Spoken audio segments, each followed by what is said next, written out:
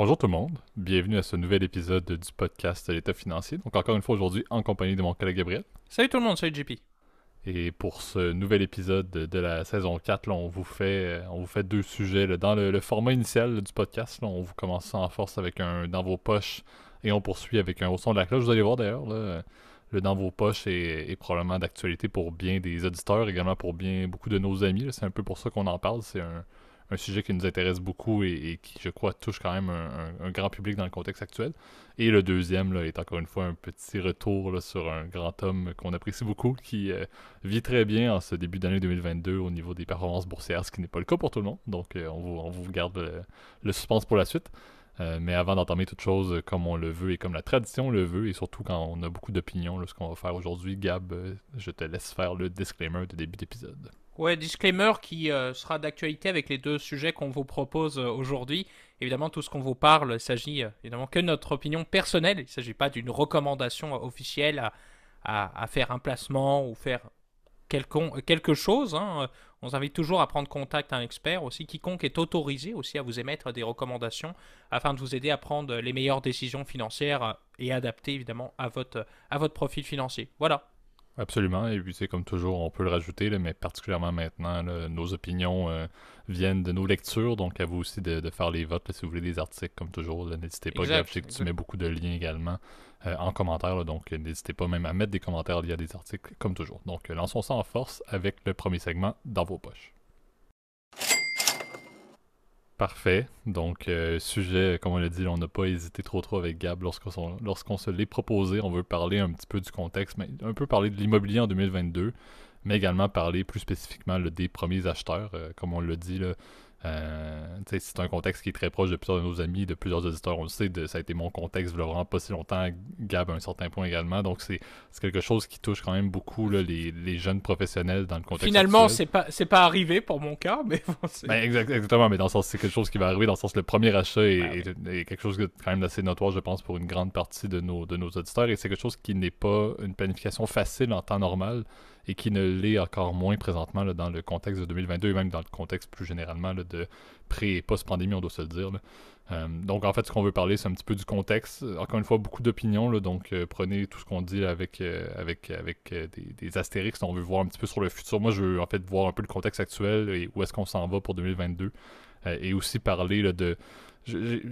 J'aborde ça sous forme de solution, mais un peu qu'est-ce qui peut être fait pour arriver à un achat de première propriété, qu'est-ce qui est peut-être fait présentement par des premiers acheteurs qui sont des bonnes pistes pour des auditeurs qui sont peut-être stressés par le contexte. Donc je vais vous en proposer quelques-unes, là, mais avant toute chose, peut-être Gab, là, je te laisse peut-être parler un petit peu du contexte là, qu'on est présentement, là, où on le sait, c'est marqué par un bassin d'acheteurs qui est absolument épouvantablement élevé à travers le monde, on s'entend, peu importe le marché, et des acheteurs et des vendeurs, pardon, à l'opposé, qui sont un peu moins nombreux, donc il y a un fort pouvoir qui est au niveau des vendeurs par rapport aux acheteurs. Il y a une disproportion quand même assez notoire présentement, et c'est un peu de voir là, justement quelque chose qui date depuis quelques années, on doit se le dire, Gab. Ouais, bah c'est vrai que c'est un contexte qui est assez compliqué. Hein, quand on est jeune acheteur, jeune professionnel, puis qu'on souhaite acheter, on est dans une situation aujourd'hui en fait où il y a malheureusement beaucoup trop en fait de demandes par rapport à l'offre. Hein. Tu le sais sur les marchés financiers et sur les marchés tout court en fait, tant quand tu as un acheteur et un vendeur, que ce soit par exemple à la bourse ou bah là dans notre cas dans le marché immobilier, bah, c'est vrai que ça crée des problèmes. Donc un marché normalement parfait, c'est un marché où l'offre et la demande sont à peu près pareilles, ou soit bah, quand tu as une demande qui est plus élevée que l'offre, bah, de manière microéconomique, là, j'irai pas très loin au niveau de l'explication du phénomène, bah, c'est sûr que les prix ils augmentent parce que bon, ton acheteur évidemment il a plus de pouvoir parce que tu n'as pas le choix évidemment de pouvoir te loger. C'est malheureux, mais tout le monde souhaite avoir son chez soi, puis que cet effet-là aussi, il se traduit plus généralement en fait sur l'inflation aussi. Ce, ce problème en fait des prix de l'immobilier, évidemment, il y a un impact même aussi pour les locataires, parce que les gens qui achètent un appartement pour le louer, bah, ils le louent plus cher, etc. Ça, c'est un effet domino qui est un peu compliqué, puis qui a un impact donc du coup sur la population entière. Et bon, c'est vrai qu'on est dans un régime où depuis je pense maintenant une quarantaine d'années, on a un manque évidemment de construction neuve. C'est vrai que les normes aussi de construction et le fait que bah, l'espace en fait de construction est de plus en plus limité, on sait que les gens s'urbanisent de plus en plus avec le temps. Euh, Je sais que j'ai écouté une statistique qui était assez intéressante, mais au sortir de la guerre, tu m'excuses, je pense pas que les chiffres soient parfaits, là, j'en suis vraiment désolé. Je crois qu'il y avait à peu près 14% de la population française, en l'occurrence donc dans la République, qui étaient en fait des populations qui vivaient de l'agriculture. Aujourd'hui, c'est à peine 3% aussi. Donc, ce qui fait que, bon, aujourd'hui, les gens se concentrent au niveau des villes et bah, les villes explosent. Alors, soit tu as un effet d'étalement urbain qui se crée, donc les gens vont de plus en plus loin pour acheter de moins en moins cher. Soit les gens qui viennent en ville, bah, ils payent de plus en plus cher. Donc, c'est un peu problématique. On sait qu'il y a des marchés qui commencent à être très très chauds. On sait que la Californie est connue évidemment en Amérique du Nord pour être particulièrement chère. Les grandes villes américaines aussi comme New York, etc. Les grandes villes aussi au Canada, donc par exemple Toronto, Vancouver sont des marchés évidemment très onéreux. On sait que Montréal devient de plus en plus cher pour les auditeurs qui nous suivent de là où on se trouve, là où on enregistre le podcast. C'est un marché qui commence à être de plus en plus cher et je peux être le premier à en témoigner parce que c'était mon ancien boulot de faire des prêts. Je vous en ai déjà parlé là, par le passé. Là, je veux dire, ça fait un peu plus maintenant d'un an, un peu moins d'un an maintenant que j'ai quitté cet emploi-là. Mais donc, je connais bien évidemment ces réalités évidemment de premiers acheteurs et c'est vrai que c'est compliqué. On est dans des situations où les prêteurs sont de plus en plus frileux.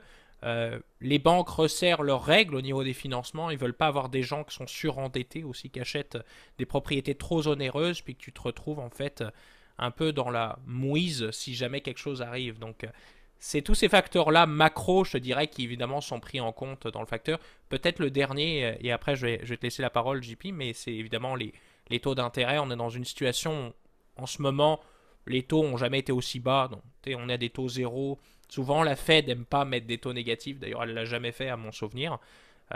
Donc, je pense que de manière générale, on va avoir une augmentation des taux. On le sait. Powell, il y a 4 jours avant de tourner. Donc, Powell, on se rappelle, qui est le chef de la Fed, donc la Réserve fédérale des États-Unis. Et ben, il nous a dit que bon, il ne va pas encore augmenter, mais c'est inévitable. Il le sait que les taux directeurs vont augmenter. La question est quand est-ce que ça va augmenter et comment on va résoudre le problème. Ça fait partie évidemment du mix de solutions qu'il va falloir évidemment surveiller dans les prochaines semaines et mois évidemment. On a des courbes de taux aussi qui sont très attendantes, qui sont très pentues, ce qui fait que on sent que les investisseurs savent que ça va monter rapidement. La question est de savoir quand. Je sais que les estimés à peu près d'ici décembre de l'année prochaine, donc, de cette année du coup maintenant, donc en 2022, on s'attend à ce qu'on ait des taux directeurs aux alentours des 1,50%, 1,75%. Donc c'est très élevé par rapport au 0,25 qu'on connaît aujourd'hui. Donc évidemment, ça va avoir des impacts énormes et c'est pour ça que les prêteurs sont assez frileux. Ils veulent avoir des clients qui sont capables d'absorber ces hausses de taux d'intérêt si jamais, par exemple, ils ont un taux variable ou si jamais ils ont des taux qui sont fixes mais qui vont être renouvelés. Là. Exact. Puis tu sais, je pense que dans le tour d'horizon du contexte des dernières années, tu as vraiment ciblé là, les points clés. Là. Tu l'as dit, les taux d'intérêt étaient extrêmement bas, donc c'était très, très, très, très, très favorable, comme on l'a dit, là, à ce que des personnes embarquent sur le marché des achats. La pandémie qu'on doit soulever également, là, l'intérêt des personnes pour justement le bouger. En fait, l'intérêt de vendre ou de faire des transactions immobilières a été majeur. Des personnes qui avaient des propriétés depuis des années ont décidé peut-être de quitter les grandes villes pour s'installer en banlieue, donc il y a eu un nombre record de transactions, ce qui encore une fois, a bien évidemment toujours favorisé les vendeurs. Tu l'as bien soulevé également, là, les banques à un certain point. Moi, la tangente que je vois un petit peu, c'est ça a un peu évolué. L'aspect frileux des banques a évolué dans le sens où je trouve que il y a peut-être 2 ans, même 3 ans, à peu près tout le monde peut avoir un prêt, une préautorisation hypothécaire ou un montant possible là, de financement qu'on pouvait obtenir qui était hyper élevé. Il y avait tellement d'intérêt justement à ce que, un peu comme pas digne de 2009 bien évidemment, mais il y avait un intérêt quand même assez notoire des banques à donner du financement parce que c'est le pain et le beurre, on le sait, des institutions financières. Et on voit justement avec le temps, avec la pandémie, avec les contraintes de revenus pour bien des personnes, que oui, les règles sont devenues de plus en plus strictes. Donc, il y a eu vraiment une évolution qui a fait en sorte que l'accès, on revient un peu dans la logique des premiers acheteurs, l'accès à du financement était un petit peu plus compliqué pour des jeunes professionnels qui ont peut-être pas forcément, là, qui sont soit sortis des études et qui ont un emploi qui est soit est temporaire ou peu importe. Là, on sait qu'il y a des contextes pas tout à fait faciles présentement au niveau de l'emploi. Et on l'a dit, un marché dans lequel là, les prix sont en hausse assez significative. On se retrouve dans un contexte qui n'était pas très très bon. Moi, c'est là où, et c'est les discussions que j'avais aussi avec des amis là, au préalable, je vois un peu 2022 comme étant une année, et encore une fois, c'est là où les opinions commencent. Là. Je te laisserai par la suite, Gab, également donner la tienne. Mais officiellement, à mon avis, 2022 est une année de transition où on devrait voir enfin la lumière au bout du tunnel pour les premiers acheteurs, à mon avis, dans le sens où, tu l'as bien dit, le fait qu'il y a le fameux rate hike, les taux directeurs qui sont appelés à la hausse, et tu l'as dit, la Fed qui veut cibler du plus de 1%, peut-être même 1,5% dans les prochaines années. On parle même de ne plus se fier à des agrégations de 0,25, peut-être d'y aller avec 1,5 directement, ce qui serait, on s'entend, on ne veut même pas savoir l'impact si on parle de marché boursier, là, ça c'est un autre sujet complet. Mais en termes d'immobilier, plus les taux directeurs vont être élevés, plus le financement bancaire va être en contrepartie aussi élevé, donc plus les acheteurs vont être réduits dans le marché, plus il va y avoir un rebalancement justement du nombre de vendeurs par rapport au nombre d'acheteurs, plus même un vendeur, si j'ai une propriété, je ne vais peut-être pas être intéressé à la vente puis à me retrouver à devoir acheter quelque chose avec un taux d'intérêt qui va être 2% au-dessus de ce que je paye présentement, par exemple. Donc c'est là où je pense que ça va rétablir un peu la balance entre justement les vendeurs et les acheteurs. On l'a dit, financement va être encore une fois un petit peu plus disponible à mon avis. Ça, c'est les restrictions vont peut-être un peu réduire en sortant de pandémie avec le retour d'une économie plus stable. Je vois 2022 comme étant une année où les banques vont, oui, avoir des prêts qui vont être avec un taux plus élevé, mais qui va être plus accessible également et plus largement accessible. Réduction de l'inflation, là, je nomme des affaires, là, mais l'inflation qui pourrait peut-être être appelée à réduire de par une politique monétaire un peu plus structurée, là, que je crie, je l'ai dit toujours, là, mais je crie sur tous les toits depuis des trimestres et des trimestres qu'il devrait y avoir une politique monétaire structurée. Là. Donc, en tout cas, ça semble être en voie de, là, ce qui est une bonne nouvelle. Mais bon, ça pour dire que si l'inflation réduit également, c'est plus facile pour la qualification hypothécaire de jeunes professionnels. Je vois aussi la logique, et ça c'est un autre point, les mises de fonds. Ça a été quelque chose qui a été extrêmement compliqué dans les dernières années. Là, dans le contexte, on sait que la difficulté d'acheter venait aussi du fait que l'accumulation de revenus est un petit peu plus difficile quand on est dans une situation précaire où on sait que le coût de la vie est en hausse, mais les revenus n'étaient pas forcément stables. Ça a été aussi compliqué. Donc, moi, je vois 2022 comme étant une année où si on voit vraiment, et ça va arriver, on se le cachera pas, les taux directeurs augmentent. Je vois vraiment une espèce de triangle d'opportunité, une zone d'opportunité pour les premiers acheteurs qui va enfin se rétablir. J'écoute encore une fois plusieurs amis ou des collègues qui disaient que la génération de ceux qui sont dans la mi-vingtaine, fin vingtaine, début trentaine, on a manqué un petit peu notre opportunité que nos parents ont eu de pouvoir acheter facilement avec des taux qui étaient raisonnables et avec des prix de propriété qui n'étaient pas avec 11 contre-offres et à 75 000 au-dessus du montant demandé. Mais je pense qu'on va enfin peut-être voir cet horizon-là qui arrive. Puis je sais pas, Gab, quel est ton avis là-dessus? Mais moi, je suis très optimiste sur le fait que le passé a été compliqué. Les conditions de financement étaient favorables en termes de taux, mais c'était très compliqué d'accéder à la propriété. Je pense que le rebalancement justement du marché immobilier par la hausse des taux directeurs, je vois ça comme étant favorable pour les acheteurs enfin, d'une certaine manière, depuis, selon moi, 3-4 ans où ça a été très difficile en termes d'aspect favorable, à mon avis, pour les vendeurs. Là. Après, c'est vrai que tu as bien raison, les taux d'intérêt qui remontent, c'est vrai que ça va calmer un peu la frénésie immobilière qu'on a en fait depuis la pandémie aussi. C'est là où on se pose des questions. C'est vrai que les taux bas, ils ont bénéficié énormément aux entreprises en fait, qui étaient en short de liquidité. C'était un peu le but pour lequel la Réserve fédérale, en tout cas aux États-Unis, puis la plupart des banques centrales dans le monde ont suivi la même politique monétaire de baisser les taux. C'était principalement pour aller sauver des grandes entreprises et puis même des PME, etc. Donc, du côté du marché de l'immobilier, bah, ça a créé une énorme inflation immobilière où tu as des gens qui ont déménagé, qui ont changé de région et qui ont en fait amené si tu veux, des capitaux et qui ont fait évidemment augmenter les prix de manière assez importante. Et c'est vrai que ceux qui malheureusement bénéficient pas de ça, bah, c'est les premiers acheteurs qui souvent on va leur demander un apport plus important, donc une mise de fonds plus importante. On va lui demander peut-être des restrictions au niveau du montant maximum que tu peux en prendre. Après, je le vois quand même comme une bonne chose, entre guillemets, d'avoir des règles assez importantes pour avoir un marché sain. Euh, le marché, oui, il augmente, mais je pense qu'il a quand même des bases solides. On est dans des régions aussi, la population augmente aussi d'année en année. On sait qu'il y a l'apport, par exemple, en tout cas en Amérique du Nord, de l'immigration, qui fait évidemment énormément amener de personnes, et donc évidemment c'est normal quand tu as plus de personnes dans une ville bah, que le marché soit plus élevé. Euh, Et je le vois qu'aujourd'hui, tu as des zones aussi dynamiques où justement le marché est plus abordable. On avait parlé il y a quelques épisodes du Texas. C'est un excellent exemple, tu veux, d'une région ultra dynamique. Le Nevada Euh, aussi. exact, le Nevada, mais il y en a plein d'autres aux États-Unis qui. Bon, après, c'est pas les seules raisons, là, mais par exemple la Floride aussi, qui est un État qui est connu pour avoir un immobilier relativement accessible par rapport au reste du pays, en tout cas aux États-Unis. Je parle malheureusement de ce que je connais, tu m'excuseras évidemment, peut-être pour les impressions. Après, c'est vrai que les marchés, par exemple des très grandes villes, l'exemple que je connais évidemment le plus, c'est bien évidemment Paris, tu vois, qui est évidemment un marché hors de prix. Londres aussi, est un marché très onéreux. Enfin, souvent les grandes capitales, évidemment, t'es difficilement aidé. Et c'est vrai que en tant que jeune professionnel, si t'as pas des moyens financiers hyper importants, bah, c'est difficile. Tu vois, je me faisais la réflexion il y a pas si longtemps avec un de nos bons amis qui est venu, je crois, 2 fois dans le podcast, JB en l'occurrence. Il m'a envoyé un article justement pas plus tard que ce matin. Justement, on voyait c'était un exemple en fait d'un journal avec un petit couple. Et d'ailleurs, je le mettrai dans les liens là parce que je trouvais ça assez intéressant. D'un petit couple où le monsieur, lui, comment dire, il fait à peu près 70 000 par année. Madame est encore à temps partiel parce qu'elle est encore en cours, etc. Bah, c'est pas facile. Tu risques de pas acheter grand chose avec un salaire de 100 000 cumulatif.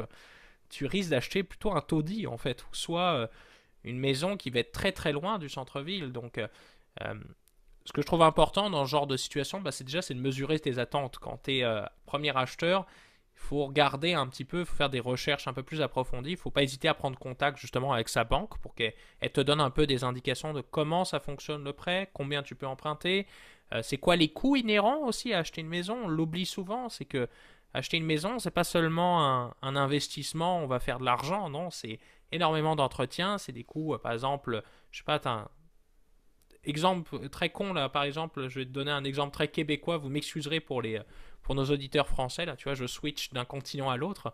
Euh, Quand tu achètes une maison, tu vois, quand tu as un jardin, c'est de l'entretien, ça prend énormément de temps d'aller couper ton acre de jardin qui est derrière, d'aller enlever la neige, de payer par exemple un contrat de déneigement, les taxes foncières, on les oublie pas, on n'oublie pas évidemment tout ce qui est réparation par exemple des aqueducs, on sait que ça c'est un gros problème dans beaucoup de pays où les conduites d'eau sont dans un état catastrophique en fait entre la ville et ta maison, et ça malheureusement c'est ta responsabilité en fait en tant que propriétaire. Tout ça coûte de l'argent et c'est difficile évidemment de pouvoir financer ça facilement. Donc c'est toutes des choses, il faut prendre en compte que malheureusement quand tu es propriétaire, oui c'est fun, c'est la concrétisation je pense de pas mal de tes projets, ça te permet aussi d'avoir un appartement un peu plus sympa, etc., de pouvoir faire ce que tu as envie dedans aussi parce que ça t'appartient tout simplement. En fait, tant que tu n'as pas repayé ton prêt, ça ne t'appartient pas intégralement, mais bon, ça c'est un autre problème. Euh, mais tu vois, c'est cool, mais il y a plein de conséquences et il ne faut pas hésiter justement à prendre contact justement aussi, c'est ça, avec sa banque, avec un conseiller financier, avec aussi, je te dirais, aussi de la famille qui a déjà acheté. Je pense que on n'est jamais mieux aidé quand même que par ses proches sur ce genre de décisions importantes. Et je pense à un truc hyper important et que je disais par exemple à mes clients à l'époque, surtout les premiers acheteurs, de bien faire vérifier ta maison. Avant de faire une offre d'achat, vérifie l'état de ta maison parce qu'il peut y avoir énormément de surprises. Tu sais que c'était un des trucs justement, je me souviens très bien quand tu as acheté JP, toi l'année passée, Mhm. j'étais là en fait à ta visite et je pense qu'on divulgue rien bien évidemment là, mais c'est un des premiers trucs que j'ai posé à ton agent immobilier. C'est des questions de base, mais qui sont hyper importants. Et c'est pour ça que si vous avez quelqu'un dans votre famille qui est très à l'aise avec l'immobilier, n'hésitez pas à le faire venir aussi pendant votre visite, etc. Parce Absolument. que comme ça, vous allez poser les bonnes questions et vous faire économiser beaucoup d'argent. Exact. Puis tu sais, sans relancer le débat sur agent immobilier ou non, là, encore une fois, on avait fait un épisode là-dessus également là, lors de la saison 2, si je me souviens bien, là, mais ça reste que pour un premier achat, et tu l'as dit, là, pour des personnes qui n'y connaissent pas grand-chose, d'avoir un proche, oui, c'est bien. D'avoir un agent immobilier avec qui vous avez une bonne relation et le fit ou le feeling que vous avez en rencontrant un agent immobilier est très important. T'as Moi, raison, ouais. personnellement, l'agent immobilier justement que j'ai eu, et tu l'as dit, tu as été présent dans certaines visites par le fait que justement mon niveau de connaissance et d'intérêt, en fait, pour vraiment me poser un paquet de questions sur une propriété n'était pas forcément là, surtout dans la logique d'un premier achat, avec le stress qui est impliqué également là-dedans. J'en aurais oublié 153 000 si c'était pas également de ta présence et si c'était pas aussi de la présence d'un agent immobilier qui était quand même présent pour me calmer et m'aider un petit peu dans les processus. Donc, c'est un débat, là, puis je veux pas, encore une fois, ouvrir cette porte-là. Mais pour des premiers achats, comme Non, tu l'as mais dit, de bien s'entourer au niveau de votre banque, au niveau peut-être d'un courtier, au niveau de vos proches, amis, etc., des personnes qui ont déjà acheté, je pense que c'est quelque chose d'assez important parce tu l'as bien dit et c'est là qu'on pourra peut-être parler là, vers le contexte effectivement actuel là, et peut-être les solutions ou les démarches que les premiers acheteurs font présentement. Ben, comme on l'a dit, une manière de contrecarrer le stress, c'est le premier point parce qu'on peut facilement prendre une décision qui serait erronée parce qu'on est juste stressé puis on est tanné, on en a par-dessus la tête, on décide de faire une surenchère à 75 000 au-dessus de la valeur, on obtient une propriété qui n'est pas à un bon prix, qui est peut-être pas de qualité parce qu'on n'a pas fait d'inspection adéquate, etc. Donc, il faut vraiment calmer le stress, ça c'est mon premier point. La deuxième manière, puis je voudrais avoir ton opinion là-dessus par la suite également. Moi, je vois un peu deux approches présentement pour les premiers acheteurs, qui également là, est un petit peu digne de mon expérience, mais également de l'expérience d'amis proches que j'ai et de famille présentement. Dans le contexte, comme on l'a dit, où les premiers acheteurs, c'est très difficile, il y a deux visions. La première, c'est la liste des critères qu'on veut obtenir, que ce soit pour l'achat d'une propriété là, unifamiliale ou d'un condo, peu importe. Si on a 5 critères, il y en a qui ne sont pas prêts à concevoir ou à concéder un seul critère. Donc, si vous n'êtes pas prêt et que vous voulez vraiment trouver votre propriété de rêve, une propriété que vous voudriez vivre pendant 25 ans à l'intérieur, il faut que vous soyez conscient que vous devez être patient, que vous devez être prêt à avoir plusieurs offres qui vont être refusées et à devoir chercher ouais. fréquemment parce que si vous ne concédez pas sur vos critères, c'est certain que ça ne sera pas facile dans le contexte actuel parce que ces propriétés-là idéales, c'est pas seulement vous qui les avez, il y a aussi un bassin de personnes épouvantable qui, dès que ça tombe en listing, c'est automatique qu'il y a 5 offres et plus dans le contexte actuel, peu importe la ville, encore une fois. J'ai des bons amis un peu partout au Québec et on s'entend que le contexte du Grand Montréal est très similaire présentement au contexte des régions québécoises, ce qui n'était pas le cas du tout il y a de cela à peine 5 ans. Donc, si vous n'êtes pas prêt à concéder vos critères, vous cherchez votre propriété de rêve, soyez extrêmement patient et soyez prêt justement à faire des recherches, à faire des offres, à ne pas l'avoir. Soyez conscient que ça va être pas forcément facile. La deuxième vision que j'ai, et c'est une vision que moi-même, de certaine manière, j'ai mis en place, c'est d'y aller avec quelque chose qui respecte la majorité des critères, mais va être une propriété qui va être payée en deçà justement de ce qu'on peut en termes de financement. Donc, tu sais, de faire des concessions en disant je vais me garder du leverage, je vais me garder de la marge de manœuvre, je vais aller sur des propriétés qui sont bien en deçà de la valeur que je pourrais euh, acheter au maximum là, selon ce que ma banque, bien évidemment, m'a mentionné. Et encore une fois, la majorité des critères vont faire en sorte que je vais très bien vivre ici, mais ce n'est pas non plus une propriété où je vais vouloir rester 25 ans. Donc, c'est un peu la deuxième approche. Je crois que cette approche-là fonctionne très bien présentement, justement parce que c'est plus rapide. Tu te souviens, Gab, moi, ça a pris quoi? Je me souviens même pas, ça a pris un mois, je pense, puis c'était réglé. Ça n'a pas été hyper long parce que justement, j'ai pris la décision de ne pas y aller avec, OK, je vais acheter une propriété de rêve. Ça va être littéralement la plus belle maison que je vais vouloir pendant mes 45 ans. Je verrai mes enfants marcher dans le gazon. Tu sais.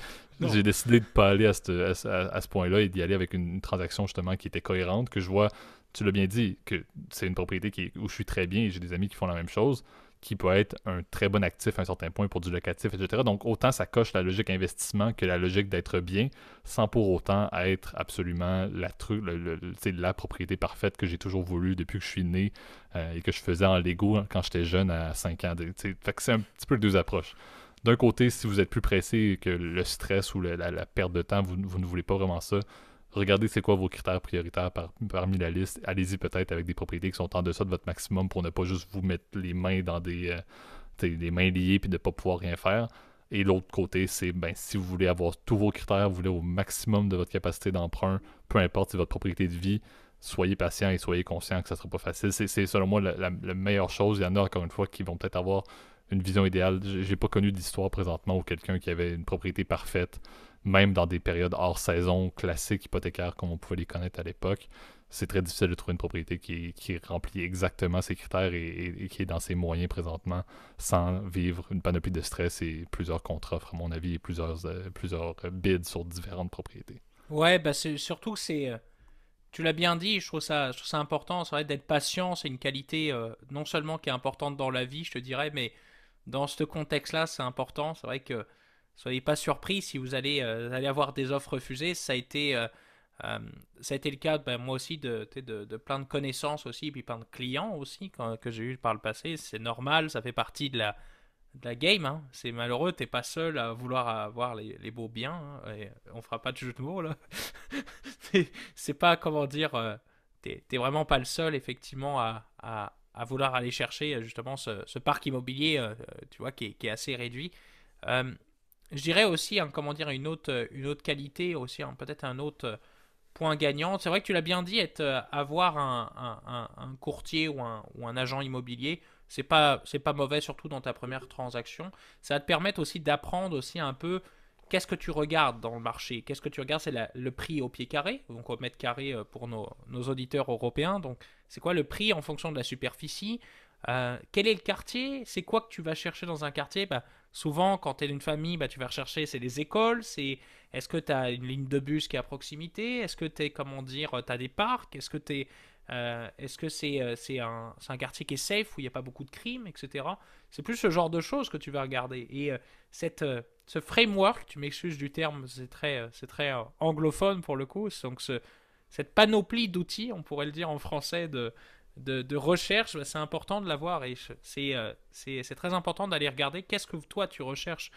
Tu vois, je vais reprendre l'exemple de toi, JP, parce que c'est la meilleure transaction, en tout cas, celle que je connais en tout cas de plus près. Puis tu sais, je sais que j'étais là, donc je m'en souviens très bien. Mais la première chose on s'est dit, par exemple, pour toi, tu es un jeune professionnel, tu vas au travail.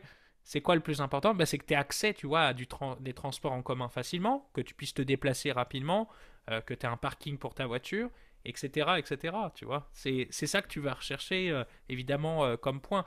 Tu veux que ce soit pas trop loin de ton travail, pas trop loin de ta famille et tes amis. Voilà, c'est ça qu'on va aller regarder. Tu cherches un quartier qui est, comment dire, qui est en croissance ou un quartier dynamique, etc.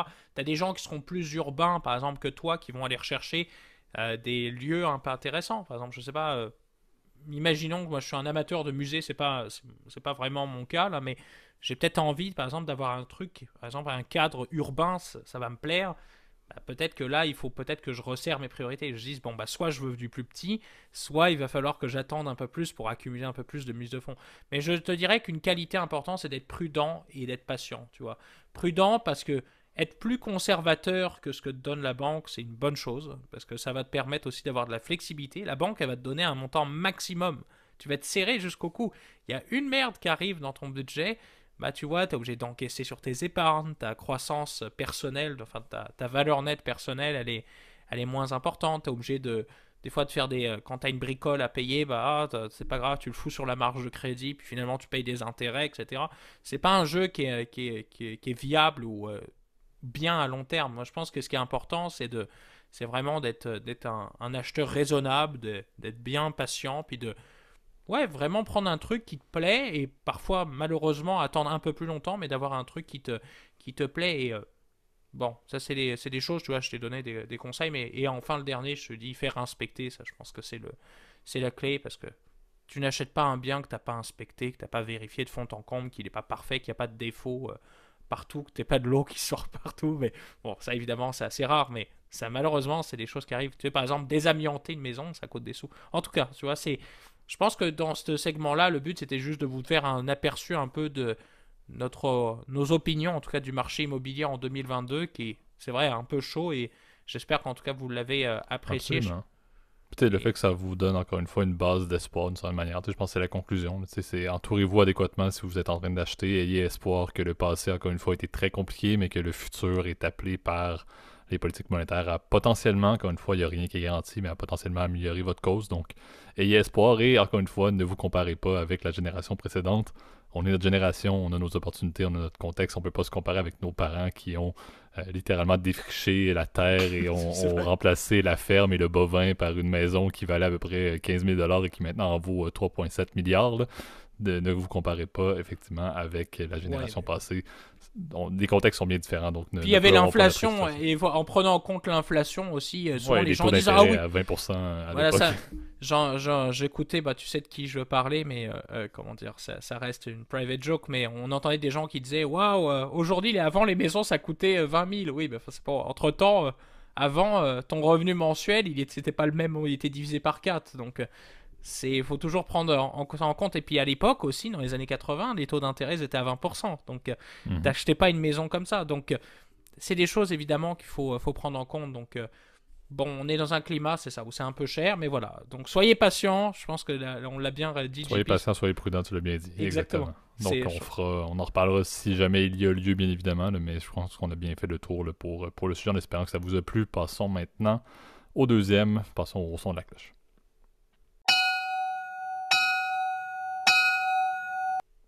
Parfait. Donc, on fait, encore une fois, là, on revient sur l'oracle d'Omaha. Pourquoi, vous allez le voir assez rapidement. Là, on veut parler un peu de Warren Buffett. Plus spécifiquement, vous l'avez vu, on en a parlé depuis le début de la saison 4, là, qui était directement imbriqué avec le début de l'année 2022. Ça a été compliqué au niveau des marchés.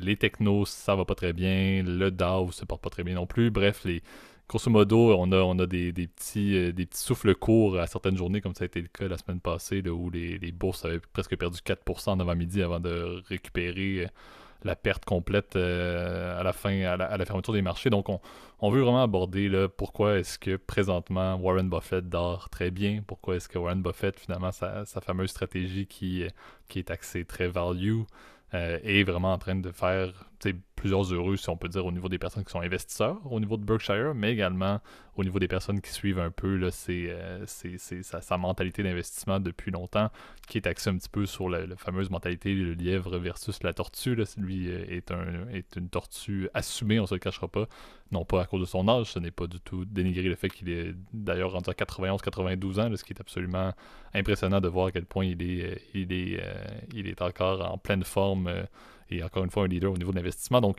c'est un petit peu ce qu'on veut vous apporter en ce début d'année, encore une fois, là, pour vous donner un petit peu d'infos. Le Berkshire est en hausse, je crois, de 3% à peu près depuis le début de l'année présentement. Comme on l'a dit, là, à l'opposé, si on parle des FANGs, j'ai pas les chiffres exacts là, pour l'ensemble des compagnies, des grandes compagnies tech américaines, mais les titres sont en baisse, si je ne me trompe pas pour certains, là, depuis le début de l'année. On parle également, là, au-delà de ceux qui sont des amateurs d'investissement en techno, mais on peut également mettre en comparaison de Buffett, tous ceux qui sont sur les Wall Street Bets. On s'entend que AMC, on s'entend que GameStop, ça va pas très bien non plus. On parlerait des cryptos, on n'en parlera même pas, ça ne va pas bien non plus. Donc, de parler un petit peu, de faire le clash entre le quick cash j'inclus les technos dans le quick cash, malheureusement, dans le concept d'aujourd'hui, et à l'opposé, l'oracle d'Omaha, qui est très axé value. On voit vraiment une approche qui fonctionne très bien. On voit une approche où, en 2020, surtout en 2021, on ne se le cachera pas, avec la performance boursière absolument enflammée. Personne ne parlait de Warren Buffett. Personne, en fait, le monde même le dénigrait. Il y avait Dave Portnoy, qui, pour ceux qui le connaissent, est le CEO de Barstool Sports, bref, mais qui avait fait la mention que Warren Buffett était old school, ça valait même plus la peine de l'écouter. Donc, on riait, et je nous exclus, mais certaines personnes riaient ou dénigraient beaucoup l'approche de Warren Buffett à l'époque, en 2021, juste l'année passée. Et cette année, je crois qu'il peut enfin remettre un petit peu la mode de la pièce à bien des personnes. Et je vois l'année 2022 comme étant une très bonne année pour une stratégie à la Buffett, une stratégie value. On voit pour l'instant, du moins dans le premier mois de 2022, que ça porte fruit dans des investissements que peut-être, Gab, tu peux parler, là, dans des compagnies qui sont littéralement ce qu'il y a de plus basique, on s'entendra au niveau du financier, au niveau du pétrole, au niveau de l'assurance, au niveau du ferroviaire. Là. Warren Buffett a une approche qui est très axée sur des compagnies là, qui n'ont rien de très très trendy. On s'était promis de ne pas faire la blague, mais monsieur All You Can Eat, Absolument. Buffett, oui. Ouais, c'est... Absolument, le buffet de Warren. On se l'est dit en off, là, mais bon, Gab, je te le permets effectivement de le laisser au montage. Franchement, j'avais pas le choix, mais... qui d'ailleurs, au passant, vous le savez, est un grand amateur de junk food, puisque ce dernier mange plus de 4500 calories par jour, en fait. C'est absolument hallucinant que cette espèce de petit grand-père qui, à l'air de rien, bouffe des quantités énormes de nourriture. C'est complètement, en tout cas, c'est à la hauteur du personnage, qui est un personnage hors norme. On en avait déjà fait, d'ailleurs c'était un des premiers épisodes du podcast. On avait parlé justement de l'oracle d'Omaha, qui est dirigeant de la compagnie que vous connaissez tous, en tout cas ceux qui sont amateurs de finances, qui est Berkshire Hathaway. Et de textile. Oui, parce qu'à l'origine, effectivement, c'était une compagnie textile, en fait, quand l'oracle l'a racheté. Et bon, Buffett, évidemment, il est connu pour sa stratégie valeur. Donc, on se souvient, la stratégie valeur, c'est d'acheter évidemment des titres qu'on estime qu'elles sont sous-estimées par rapport à leur valeur actuelle, si tu veux, à leur potentiel de génération de cash flow. Donc, souvent, c'est des titres, on va dire, un peu plus conservateurs. même si, bon, souvent les gens méconnaissent souvent la stratégie valeur, ils l'associent plutôt au large cap, ce qui n'est pas toujours vrai. Hein. Tu as des titres croissance qui sont small cap, large cap, et puis tu as des titres valeurs qui sont small et large cap. Et ça dépend évidemment de chaque stratégie, mais je te dirais, de manière générale, c'est que Berkshire, elle a une approche ultra diversifiée. C'est un conglomérat, en fait, aux yeux de la loi. Là, c'est leur secteur exact. Là, donc, ils font tout, Berkshire. Donc, et je trouvais ça intéressant que tu reviennes justement sur cette entreprise-là, mais c'est qu'ils possèdent de tout, Berkshire. Alors, ils sont connus principalement, et leur plus gros business, c'est la compagnie d'assurance Geico, qui est, on s'approche du Super Bowl, que c'est connu plus pour ses publicités de Super Bowl qu'auprès de nos amis outre-Atlantique. Geico est connu qu'en 15 minutes, elle va t'économiser 15% sur ton assurance. C'est une pub très connue aux États-Unis. Je pense ils sont très très bons, en tout cas en publicité. Et ils ont tout. Et ils ont aussi des compagnies de réassurance comme la General Lee, ce qui leur appartient. Ils possèdent de l'industrie chimique, Lubrizol, que vous avez peut-être entendu parler pour nos amis français quand il y a eu l'incendie en tout cas de l'usine, je crois de Lubrizol qui était à Rouen. C'était il y a 2-3 ans, à mon souvenir. Mais c'est une entreprise chimique et diversifiée partout dans le monde. Là, et donc ils font de tout, là, surtout des engrais, etc. Là, enfin de tout. Là.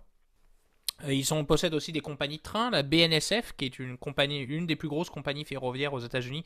C'est une compagnie de fret, donc c'est pour du transport de marchandises, de pétrole, etc., de gaz, etc. Ils possèdent aussi mais ça c'est toujours très drôle à dire, mais la chaîne de glace bien connue, là, en tout cas en Amérique, je crois que c'est Dairy Queen. C'est ça, c'est Dairy Queen, ouais. Exact, Dairy Queen qui est, c'est un peu c'est un espèce de goût de glace McDo là pour celles qui, vous savez, qui sont toujours en panne au passant là, à chaque fois que tu y vas, ça marche jamais. Mais voilà, donc ils font un peu de tout. Ils ont Duracell aussi, quand même assez notoire. Duracell, Benjamin Moore qui font dans la peinture également. Là, donc Fruit of the Loom dans le monde de l'habillement, entre guillemets, si on peut le dire. Donc effectivement, là, ont quand même des propriétés dans des compagnies. Au-delà de juste la logique investissement, firme d'investissement, ils ont effectivement des propriétés là, assez notoires. Dans le domaine financier également, il faut le dire. Puis c'est un peu là l'approche qu'on avait là, pour la logique de cette année. Et je vais te repasser la parole assez vite, Gab, là-dessus. Là, une des raisons pourquoi Berkshire et plus généralement là, la logique Buffett fonctionne très bien cette année, c'est entre autres avec le pétrole, avec la bonne vieille compagnie Chevron, qui fait présentement là, un 10% là, de croissance depuis le début de l'année. Là, c'est le performance le plus élevé, si je ne me trompe pas, du Dow, justement, là, pour le début 2022. Là. Donc, encore une fois, on ne parlera pas forcément là, environnementaliste, là, et la raison et l'aspect humain est bon pour l'environnement là, de la croissance de Chevron, mais c'est quand même, encore une fois, ça vous montre dans le bon vieux pétrole que ça fonctionne très bien, et c'est au-delà des Bank of America de ce monde, des American Express de ce monde, une compagnie qui fonctionne très bien en ce début d'année et qui, encore une fois, est appelée pour des raisons, encore une fois, purement énergétiques, là, mais a fonctionné quand même assez bien pour l'année 2022. Et également, je te repasse la parole là-dessus, là, mais le secteur bancaire, qui, on en a parlé dans le premier segment, là, avec le rate hike qui vraisemblablement nous attend là, pour l'année 2022, devrait être un secteur quand même assez intéressant pour les investisseurs, mais également dans le domaine des primes d'assurance. En général, il y a des avantages haussiers, d'une certaine manière, au niveau des revenus, qui est corrélé entre les départements des assurances et les taux directeurs. Donc, il y a énormément d'investissements là-dedans et un fort intérêt qui s'en vient, encore une fois, selon ce qu'on dit pour le secteur financier, ce qui devrait rapporter d'un côté comme de l'autre à Monsieur Buffett. Ouais, c'est vrai. C'est ça qui est fou avec Berkshire, c'est que notamment, tu l'as bien dit, c'est pas qu'une firme qui possède un côté conglomérat, mais c'est aussi un portefeuille diversifié. Tu l'as bien dit, à Apple, bon, évidemment ça ça a été un peu plus compliqué ce début d'année, parce qu'on sait que, bon, si on parle de manière générale, t'es le dos, en tout cas, pardon, pas le dos. Le dos va plutôt bien, c'est vrai, je me suis trompé, c'est le Nasdaq qui va mal. Ouais, c'est le Nasdaq qui va plutôt mal puisqu'il recule de 11,9%, en fait 11,98%. Le S&P 500 recule de moins 7,01%, basé évidemment sur le 31 décembre de l'année passée, là, donc de 2021, alors que Berkshire est dans le positif avec 4,26-4%. Donc tu vois, ils sont dans le vert. C'est un des rares stocks d'ailleurs qui est dans le vert, puisque dans le portefeuille, en tout cas, que je suis, qui est un portefeuille en fait à l'école, tous les titres qu'on a, tu vois, sont dans le rouge. Donc, tu vois, c'est assez exceptionnel de voir déjà un titre qui est déjà dans le vert. Donc, je dois t'avouer, c'est assez, rigolo, en tout cas, de voir que en tout cas, Berkshire est capable de s'en sortir sur ces. On sait que vous savez, en plus, Berkshire a deux classes d'actions. Là, évidemment, on a regardé sur la classe A, qui est la classe principale, hein, mais ce qui est assez fou, c'est ça, c'est qu'ils ont des titres très défensifs. Tu l'as bien dit, Coca-Cola, les gens vont pas arrêter de boire du Coca du jour au lendemain. Je pense que d'ailleurs, je pense que c'est même la boisson la plus consommée au monde, à part l'eau, là, évidemment. Là. Kraft Heinz, on le sait, c'est la fameuse entreprise qui mixe entre le ketchup et évidemment les mac and cheese, les horribles pâtes au fromage américaines. Verizon, donc qui est une compagnie évidemment de télécommunications, ils possèdent énormément de parts, quasiment 8 milliards de dollars investis dedans. Ils ont du Bank of America, qui est la banque, la plus grosse banque américaine de dépôt, en tout cas pour des déposants, etc. Tu l'as bien dit, Chevron, qui évidemment est très impacté et très évidemment contente de la hausse des prix des hydrocarbures à travers le monde. Vous l'avez bien évidemment vu avec ce qu'on voit à la pompe ces derniers jours, où évidemment les prix continuent à monter. Ce qui est assez étonnant, c'est qu'il possède, notre cher Warren aussi, en tout cas Berkshire, possède 19% de Liberty Media aussi. Donc on peut dire que c'est assez fou aussi de voir qu'ils sont dans énormément de classes d'actifs, possèdent tout un tas évidemment, de différentes entreprises, et c'était complètement fou de voir que cette entreprise-là est capable d'être tant diversifiée en termes d'actifs. Et tu vois, c'est sûr que si vous voyez la liste des holdings de Berkshire, vous allez forcément voir des compagnies que vous connaissez, puisque ce sont des compagnies souvent très défensives qui vont être pareil, vont être stables en fait en tout temps. General Motors, ces gens ne vont pas arrêter d'acheter, surtout aux États-Unis, des gros pick-up trucks qui bouffent 19 litres d'essence au 100 km, malgré qu'ils ont lancé leur. Ah non, c'est Ford qui avait lancé C'est Ford qui a lancé le exact. Lightning, ouais, F-150 Lightning, ouais. Exact. General Motors, c'est le Ram 1500, là, c'est le même, hein, d'ailleurs, sauf que c'est de General Motors, enfin bref. Et c'est là où on voit que le style valeur commence à prendre de l'intérêt cette année, tu vois. On est dans une période où la volatilité est haute, et souvent c'est là où justement les investisseurs ils vont aller chercher un peu plus des titres, on va dire défensifs, des choses qui sont contre-cycliques. Et c'est vrai que la hausse des taux, on l'a dit dans la section précédente, mais la hausse des taux fait peur aussi aux investisseurs de se dire, bon, on va pas être capable de se financer gratuitement à 0% comme on l'a fait par le passé. Là maintenant, évidemment, avec des taux un peu plus élevés, c'est sûr qu'il va falloir que tu fasses évidemment le possible évidemment pour être contre-cyclique et être évidemment faire attention évidemment à pas avoir trop de dettes. Et je pense que c'est tout l'intérêt du style valeur, tu vois. Et on l'avait dit il y a quelques temps, le style valeur, il intéressait peu ces dernières années. Et je trouve ça bien qu'ils reprennent un peu en intérêt, en tout cas au niveau des marchés, parce que ça amène de la santé, ça amène évidemment je pense, de la stabilité dans un portefeuille. Ben exact. Puis tu sais, je pense, on le soulevait assez fréquemment, là, mais Warren Buffett est un individu qui est tellement humble également qu'on l'oublie souvent en tant qu'investisseur quand même assez notoire pour le commun des mortels et des personnes qui, encore une fois, sont initiées ou non à la finance. Et également, Berkshire, on doit le soulever, est un peu une compagnie qu'on oublie d'analyser encore une fois, pas nécessairement pour les personnes qui sont deep dans le secteur financier, mais pour des personnes qui s'intéressent plus largement à l'investissement.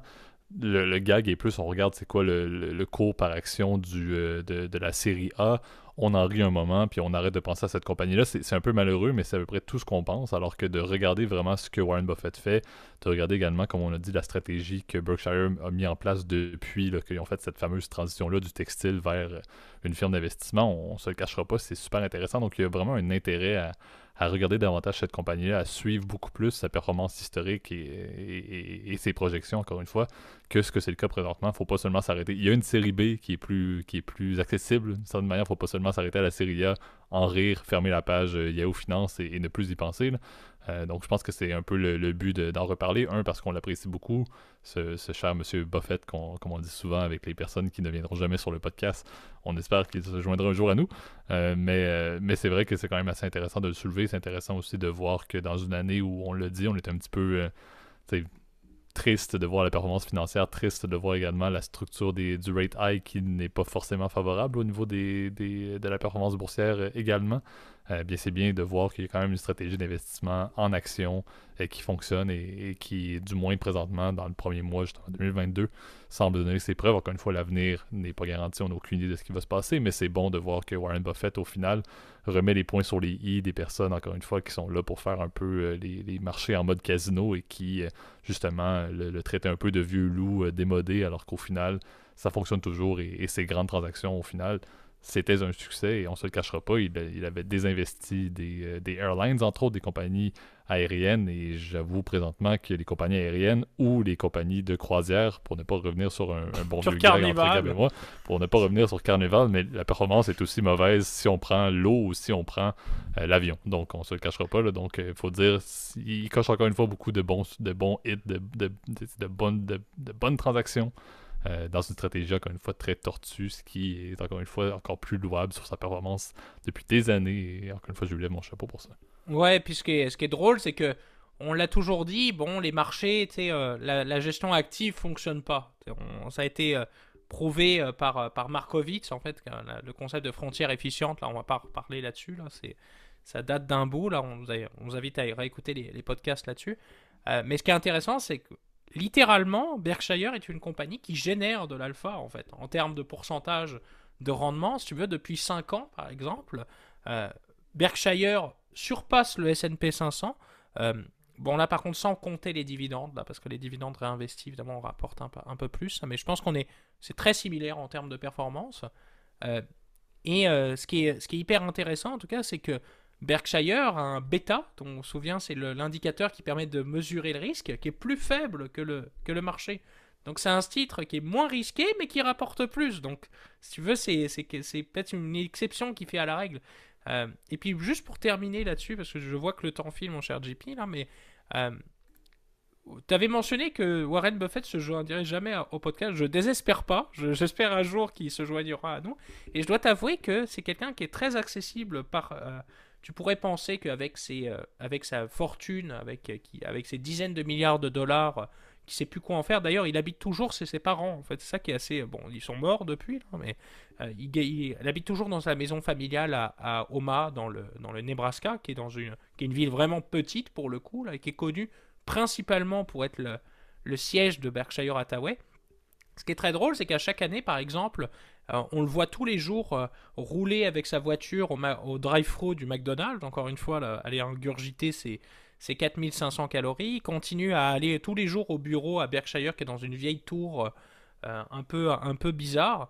Bon, évidemment, ça c'est juste là où il gère le portefeuille global là, de Berkshire, mais c'est quelqu'un de très accessible. Tu sais que d'ailleurs les conférences annuelles, donc les conférences des actionnaires, là, donc les assemblées annuelles, pardon, j'avais le terme qui m'échappait, et ben il est toujours là et c'est toujours une fête en fait locale en fait dans la ville tu peux lui parler. Il répond aussi par courrier très fréquemment. D'ailleurs, il met sur le site de Berkshire tous les commentaires il fait plein de lettres, etc. C'est très très drôle et c'est un ton, on va dire, assez sarcastique qui continue évidemment à être très populaire auprès des médias parce que c'est quelqu'un évidemment qui a une vision de long terme. Et tu vois, ce qui est très drôle, c'est que même sur le site de Berkshire, tout ça est une blague. Vous pourrez aller regarder d'ailleurs sur le site de Berkshire, c'est très drôle. Ça a l'air d'être un vieux site des années 80 là, avec juste le logo de la firme, parce qu'en fait c'est juste une société de gestion, encore une fois, c'est un conglomérat. Vous pourrez regarder la base en fait du site, il dit je ne donne pas de recommandation officielle de placement, parce qu'évidemment il n'est pas autorisé auprès de la loi à en faire. Par contre, je peux vous faire une recommandation, c'est d'aller visiter geico.com ou appeler un agent pour avoir un rabais sur votre assurance auto. Tu vois, tout est dans le sarcasme, etc. Et c'est quelque chose que je trouve, personnellement, moi je suis un amateur évidemment d'humour un peu troll, sarcasme, etc. JP sera le premier à pouvoir témoigner, là, mais, Mm-hmm. et ça, je trouve que c'est évidemment ça me ressemble beaucoup. Donc, Berkshire, évidemment, c'est une entreprise évidemment qu'on continuera à suivre. Là, pour le coup, on vous dit souvent, chers auditeurs, on continuera à suivre. Là, je peux vous assurer que Berkshire, ça sera le cas parce que c'est évidemment une Exact. entreprise fascinante. Puis on espère d'en parler aussi. On vous rappelle, on vous surprendra pas au fait qu'il va y avoir une revue de fin d'année 2022. Là, donc c'est sûr que ce serait assez intéressant si c'est par rapport aux compagnies qu'on vous a parlé là, à la fin 2021. Si Berkshire fait partie de la liste, ça va montrer quand même, encore une fois, une belle performance pour le value investing, ce qui est une bonne nouvelle, comme tu as dit, là, pour le rebalancement et pour la fin du fameux Astérix Casino des marchés, là, ce qui serait une très bonne chose. Donc, c'est ce qui va mettre un terme là, à ce magnifique épisode du podcast. Merci à nouveau, Gab, là, pour ta présence, tes commentaires et tes opinions. On l'a dit, là, particulièrement cette semaine. Là, donc, à prendre avec un grain de sel pour les auditeurs. Je te laisse, comme toujours, là, faire le mot de la fin là, sur où est-ce qu'on peut nous retrouver, commenter, liker, même mettre des étoiles ou des peu importe. Il y a tellement de systèmes différents maintenant d'une plateforme à l'autre, là, mais qu'on peut, encore une fois, là, nous témoigner de votre intérêt, de votre appréciation. Là. Je pense que, et je dis, les plateformes de podcast l'ont beaucoup amélioré. Je leur lève mon chapeau à ces grands conglomérats remplis d'argent. Mais bravo Spotify et bravo Apple Podcasts, entre autres, pour la qualité de vos feedbacks là, qu'on peut enfin obtenir de l'auditoire. C'est très apprécié. C'est bien cool. Et puis, donc c'est ça, oubliez pas, je pense que la meilleure chose, c'est de partager nos podcasts si ça vous a plu. Vous pouvez le partager à vos amis, etc. Puis si vous souhaitez, par exemple, c'est un épisode qui vous a plu, bah, n'hésitez pas, envoyez même directement par, par WhatsApp, etc. Je sais que c'est comme ça que je fais quand j'ai du contenu qui m'intéresse avec ma famille, avec mes amis, tu vois, c'est la première chose que je fais. Donc n'hésitez pas à le faire, en tout cas, si ça vous a plu. Vous savez qu'en tout cas, pour nous poser des questions, ça se passe sur YouTube, la section commentaires. Vous pouvez mettre des likes, évidemment, partager, encore une fois, et vous abonner à la chaîne YouTube si vous voulez nous suivre. Ou vous abonner sur les plateformes audio, Spotify, Apple Podcast, Overcast, Google Podcast, Amazon Podcast. J'en passe des murs et des papels. On est disponible aussi sur Deezer depuis quelques jours. J'ai rajouté le podcast dessus.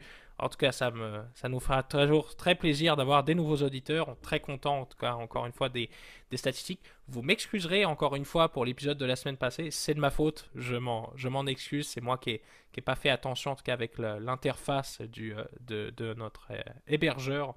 Donc vous m'en excuserez encore une fois. Puis en tout cas, je vous souhaite une très bonne semaine à tous et à la prochaine. Bonne semaine tout le monde. Salut.